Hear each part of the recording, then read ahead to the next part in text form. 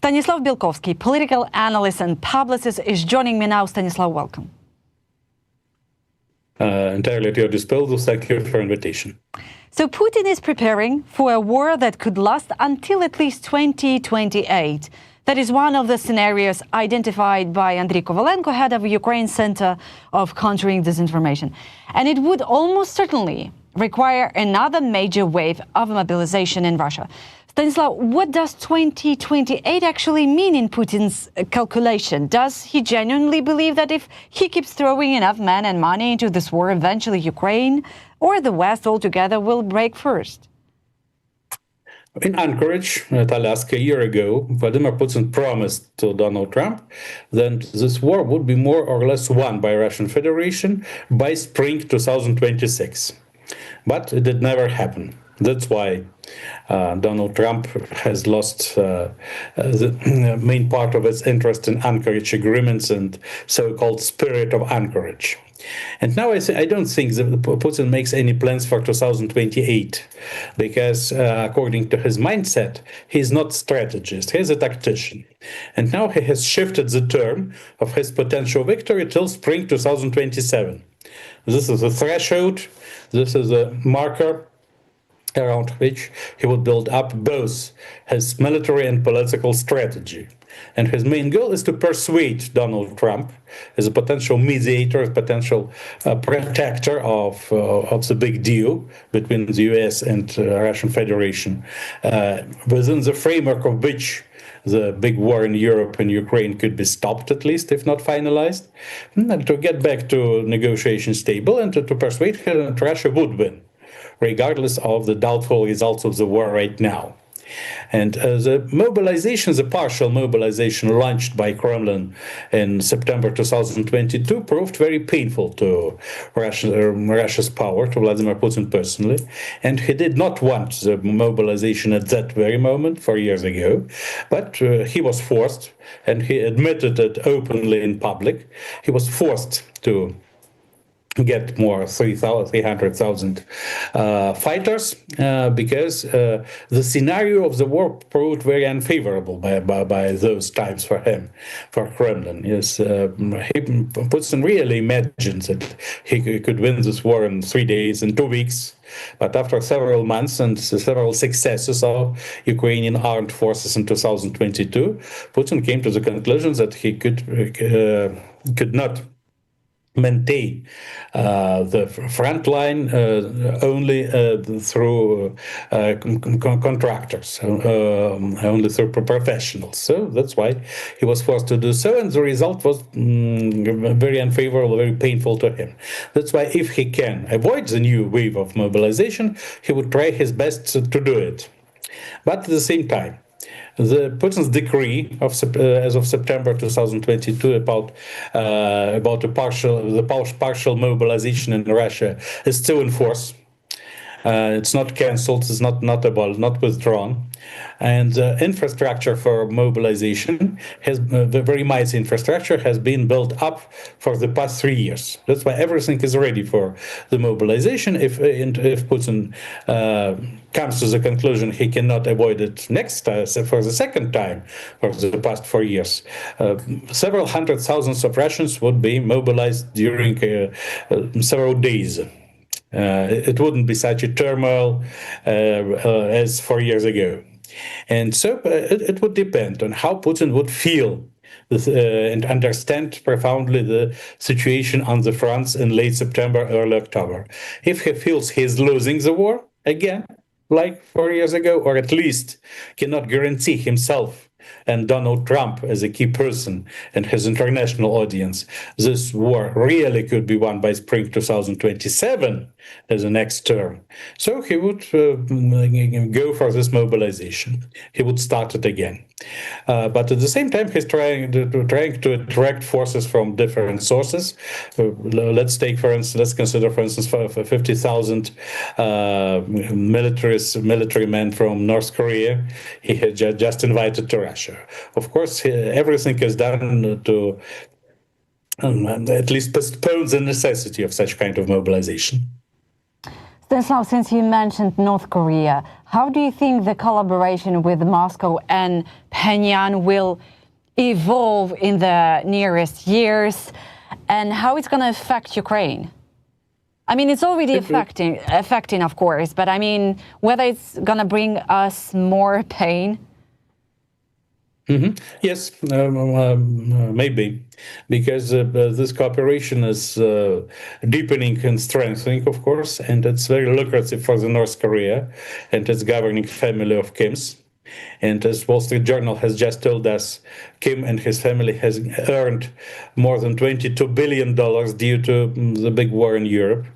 And North Korea is supplying not just military forces, but also some weapons produced by the North Korea, and maybe some Russian technology would be used to launch the new weapons production on North Korean territory, and that is considered by Kim's totalitarian regime as a very good and hardly irreplaceable source of wealth for his kind of power. And at the same time, China, of course, has principal influence over both North Korea and Russia in its modern state.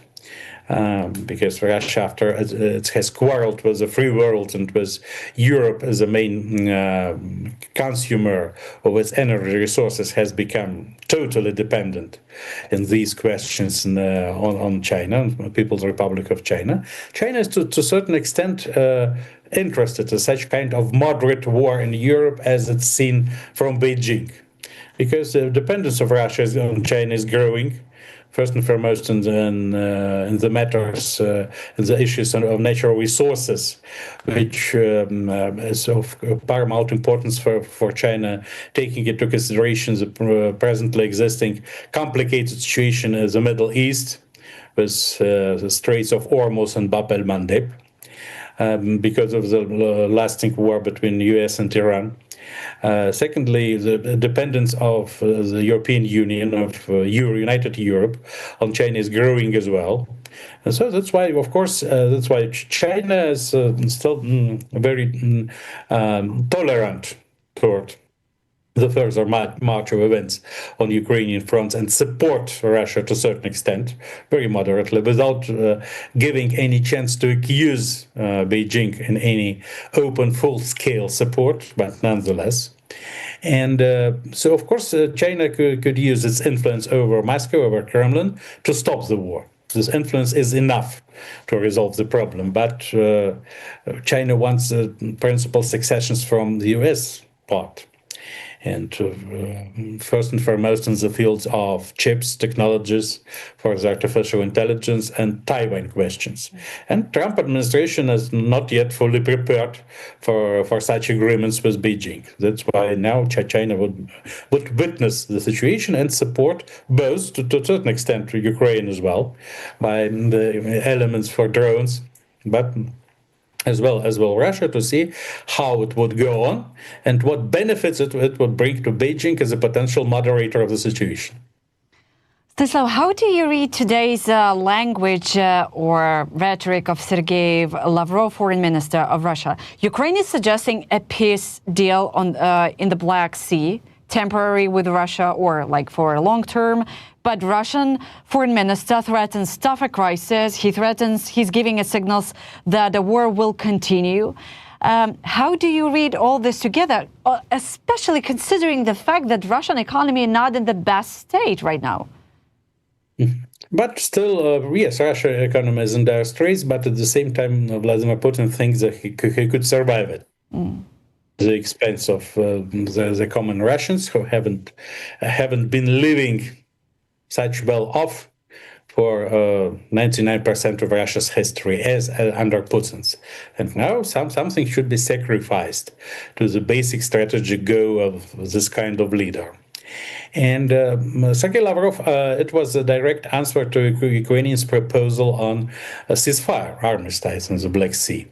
And we should not to forget that Sergei Lavrov is not just foreign minister now, but leader of United Russia Party list, at the so-called parliamentary elections. Of course, those are fake elections, but nonetheless, Sergei Lavrov should show to the constituents how strong the Kremlin's United Russia position is, and so they are not prepared for easy successions to Ukraine and to enemies based in Europe.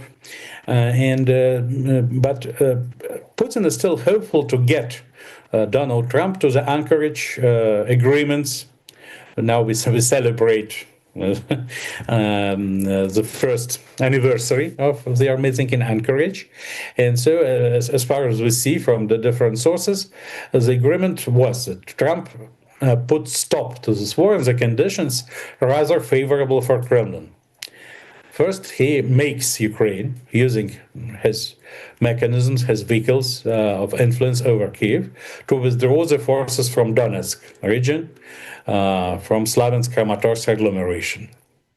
So Slaviansk-Kramatorsk stronghold. And in return, in response, Russia would withdraw its forces from the Ukrainian regions not formally occupied and annexed by Moscow, like Dnipropetrovsk, Kharkiv, and Sumy regions. But later on, because of the new system of interests of influential American people in Ukraine, especially with regard to new technological platform of the war, but mainly because Vladimir Putin has not proven that he could win this war by spring 2026. Trump became, to a very considerable extent, indifferent to Anchorage agreements, to Anchorage dialogue, because I don't know if we can determine it, if we can define it as agreements in the sense of word acceptable for Kremlin. So there is no way out for Putin but to attract Trump. Because for him, is what is of crucial importance, not just to make Ukraine withdraw forces from Slaviansk-Kramatorsk stronghold, but to lift the sanctions, at least partially, which is possible only if either through America or through Europe. And the probability of lifting the sanctions, of course, is higher through America while Trump's administration is in power. That's why Putin is showing that either Anchorage dialogue is back, or he is not prepared to discuss any alternative conditions of the ceasefire. Yeah, you said about the fake elections in Russia, which is obvious, but why then Russian court has banned Yabloko party, the only party that were saying they were pro-peace, against the war? Mm-hmm. Yes, it was the only mainstream party, though of course I wouldn't exaggerate the popularity of Yabloko, but under those very conditions, it could unite a considerable part of Russian constituents, being not frightened to express its anti-war position, and even the Russian oppositioners in relocations among relocants supported Yabloko, though have been usually skeptical about such political force. But everybody understood that the only chance to express officially the anti-war position in the modern Russia. And that's why Kremlin withdrew the scenario of its own, because the idea was to give Yabloko about 1% of votes, and in such way to show that not more than 1% Russians are against war. But in the newly emerged context, Yabloko could pretend to much more votes than usually. At the same time, Kremlin has got frightened of the scenario imposed and proposed by itself, as it happened numerous times before. For instance, in 2007, they created the Just Russia party as a second leg of Kremlin, social democratic leg of Kremlin. When this social democratic leg, Just Russia, has become relatively popular, about 10%, Kremlin has got frightened and started to discredit this party. And so this two legs construction was never born. The United Russia remains the only political basis, which is to control the 2/3 of Russia's parliament, so-called parliament lower house.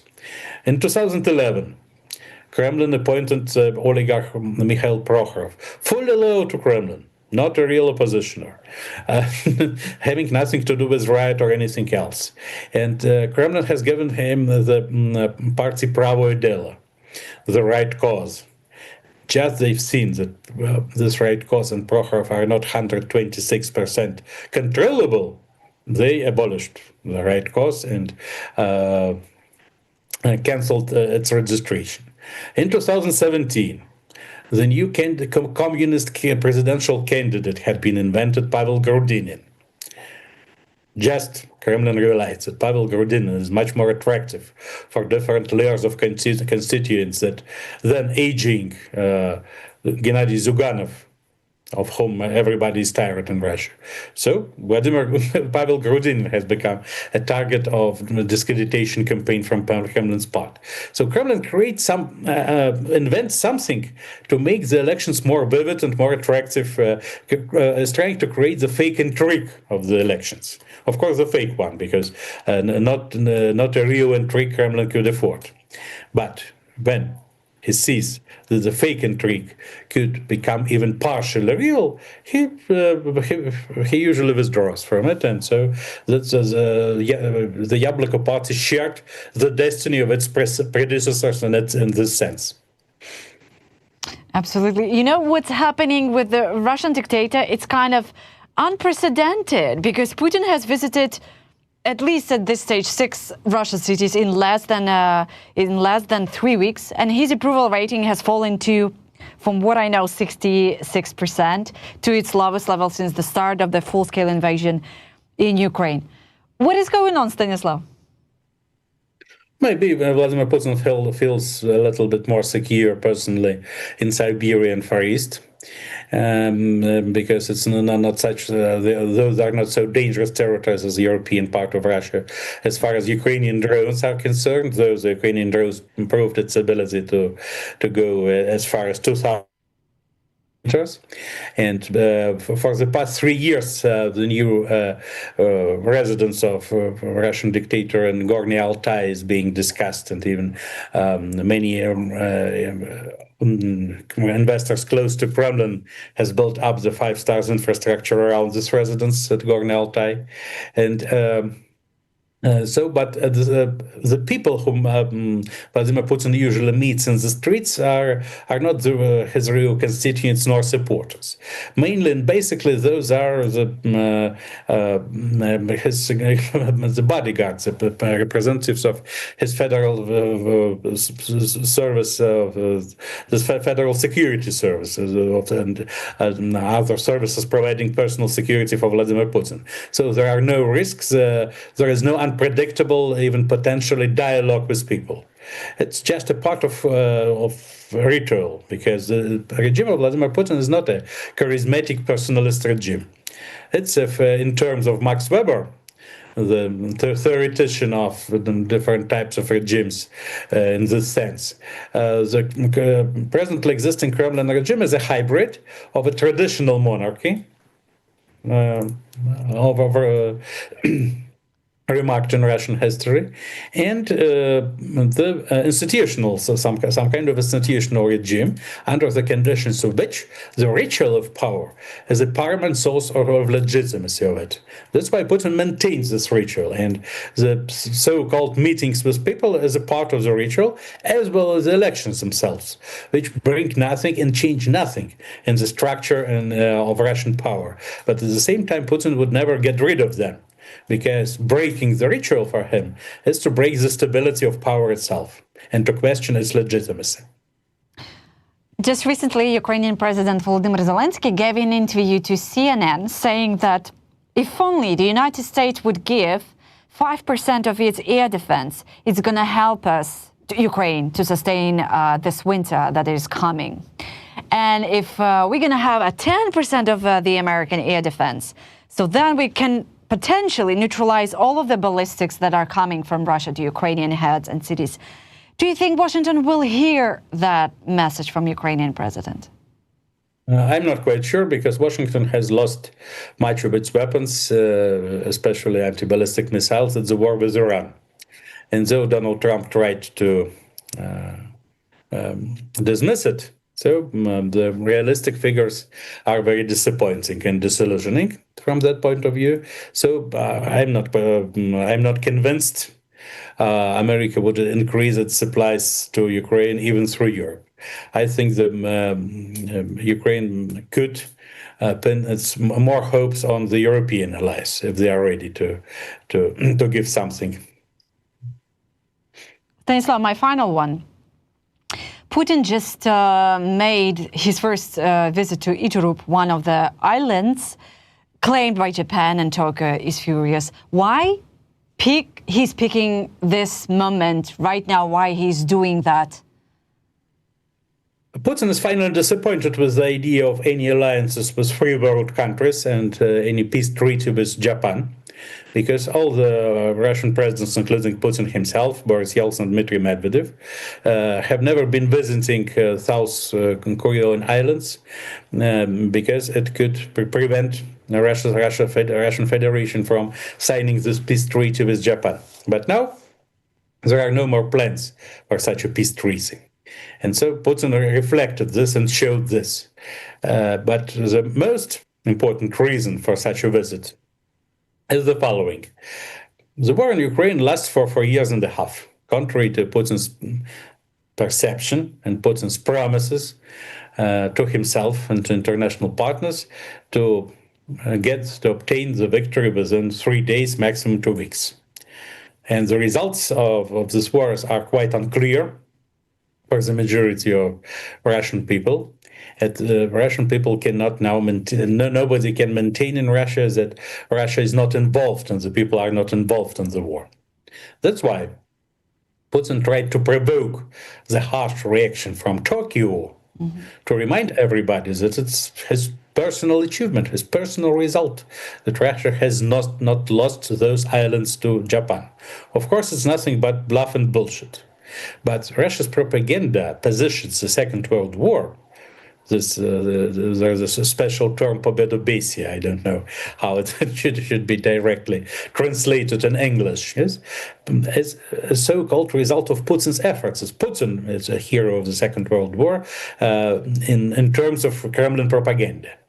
That's why it's high time to show that those islands have gotten 80 years ago due to Putin and maintained within Russia due to Putin. And Putin's Kremlin is not frightened by Japan, and so would resist stubbornly to any attempt to revise the victories of its past. Putin has to draw the attention a little bit from the very doubtful results of Ukrainian war in such a way. So it's not enough for Putin just test and provoke European countries with his incursions, with the drones. Putin was quite sure the reaction from Japan would be very hard and harsh, so he's got the result he wanted to. Okay. Stanislav Belkovsky, political analyst and publicist, was with us online. Stanislav, thank you so much. Thank you so much. See you soon. See ya.